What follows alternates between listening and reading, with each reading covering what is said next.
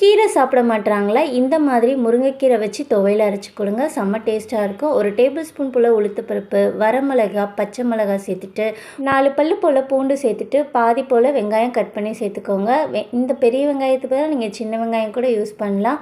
ஒரு table spoon போல் எண்ணெய் சேர்த்துட்டு ஒரு வாட்டி நல்லா கலந்து விட்டுக்கோங்க. இது நல்லா கொஞ்சம் கலர் மாறினதுமே கொஞ்சமாக புளி சேர்த்துட்டு ஒரு கப் அளவுக்கு முருங்கைக்கீரை இலையும் சேர்த்துட்டு ஒரு வாட்டி நல்லா கலந்துக்கோங்க. 1/4 கப் அளவுக்கு தேங்காய் துருவலும் சேர்த்துட்டு இப்போ கொஞ்சமாக பெருங்காயத்தூள் சேர்த்துட்டு தேவையான அளவுக்கு உப்பு சேர்த்துட்டு ஒரு வாட்டி நல்லா கலந்து விட்டுக்கோங்க. ஒரு 5 நிமிஷத்துக்கு லோ ஃப்ளேமில் வச்சு கலந்து விட்டிங்கனாலே போதும். நல்லா இந்த மாதிரி ரெடி ஆனதுமே இது நல்லா ஆறுனதுக்கப்புறம் மிக்ஸி ஜாரில் சேர்த்து அரைச்சி இந்த மாதிரி எடுத்துக்கோங்க. சுட சுட சாதத்தில் போட்டு நெய் ஊற்றி சாப்பிட்டா செம்மையாக இருக்கும். இது எல்லாருக்குமே ரொம்ப பிடிக்கும். அடிக்கடி செய்வீங்க. கண்டிப்பாக மிஸ் பண்ணாமல் ட்ரை பண்ணி பாருங்கள். கிட்ஸ் கூட என்ஜாய் பண்ணி சாப்பிட்டுப்பாங்க.